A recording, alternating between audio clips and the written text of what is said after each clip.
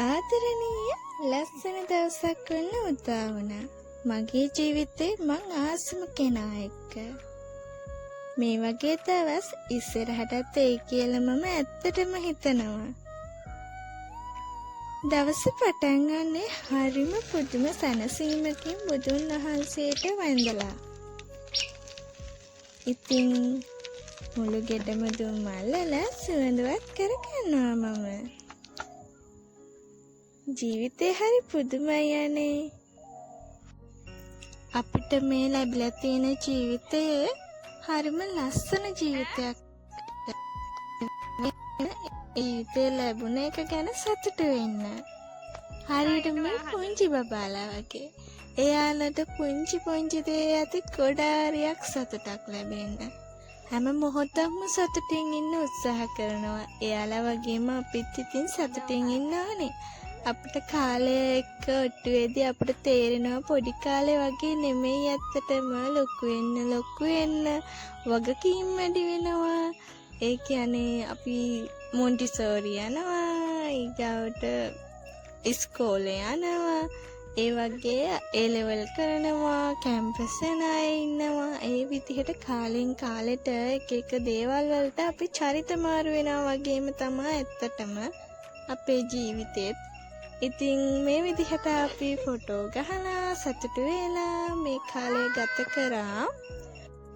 සනු එක වුණත් මට තව වැඩි කාලයක් නැහැ. මට ඕන වෙලාවට ඇවිත් බලලා යන්න පුළුවන් දැන් වුණත්. හැබැයි මං අයියා ගාවට ගියාට පස්සේ යාව දකින්න වෙන්නේ කාලයකට පස්සේ තමයි. එතකොට ඉතින් චූටි දුකක් තියෙනවා. දැනට සතුටු වෙනවා. අර මොකද කියන්න තියෙනවා ප්‍රසාද වන්ද අසං කරන්න මොකද අර කියන්න තියෙන්නේ කනගාටුයි හේතුව මොකද්ද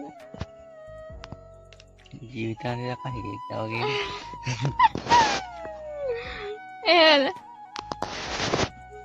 එහෙම නෑ හලෝ කවුද කියන්නේ කවුද කියන්නේ ජීවිතාන්තයක් හිරේ කියලා කියන්නේ ආයි කියනවා එයා වීඩියෝ කරනයි කියලා දැනගත්තා. ඊට පස්සේ අතලින් යන්න ගියා. ජීවිතාන්තය දක්වා හිරේලු ඔන්න.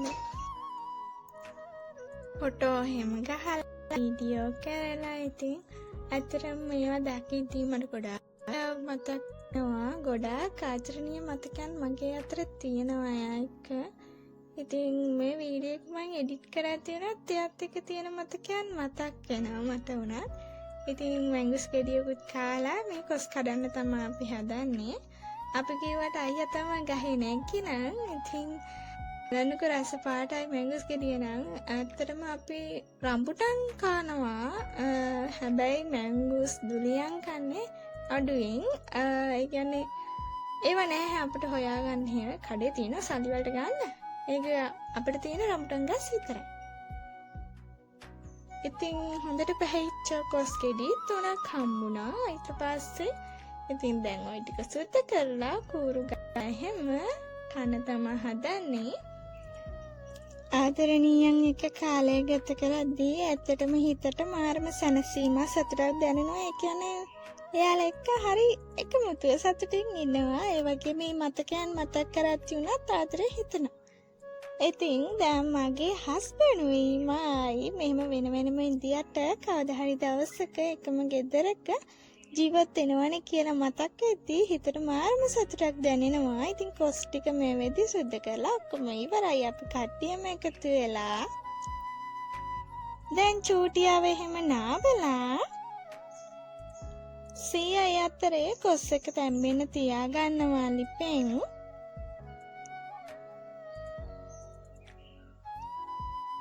අයියත් එක්ක ගත කරපු මතකයන් තාවත් හිතේ කොනක තියෙනවා. අනේ අදත් ඉන්දියානම් කියලා හිතෙන තරමටම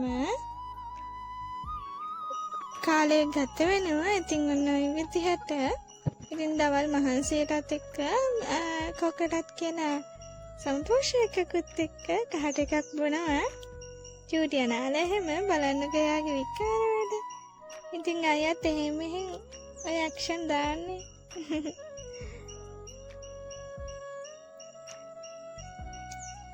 සනුව වීඩියෝ කරනවා කියලා මම යාර පේන්නුවා. ඊට පස්සේ එක එක විකාර කරලා මගේ නියපොතත් කපනවා. ඉතින් මං කුස්සෙට ගිය වෙලාවේ ඉතින් කොස් එක හරියට ඉදලා තිබුණා. ඊට පස්සේ සම්බෝල් එක මම කෙටුවා. ඊට පස්සේ ඉතින් කාලා එහෙම කිරි හොදි මාළුවත් එක්ක කොස් කුරු කාලා ගඟ පැත්තට යනවා අපි දෙන්නයි. ඉතින් රෙක්සියවත් අරගෙන යන්නේ. ඉතින් අයියා ආවහම යාව හිතුනොත් අපි දෙන්න ගියොත් ගඟට නාවනෝ. වෙනදට අපි දෙන්න ගඟට ගියාම ගොඩ වෙලා ඉන්නෝ. හැබැයි මේ පාර උනේ දේ තමා බබරයක් තියෙනවා අයියා දැක්කා. මාත් දැක්කේ පස්සේ තමා. ඊපස්සේ ඉතින් අපි ඉක්මනින්ම නාගෙන ආවා. අයියත් එක්ක මේ වගේ කාලේ ගත කරද්දී මට නම් පුදුම තරම් සතුටුයි.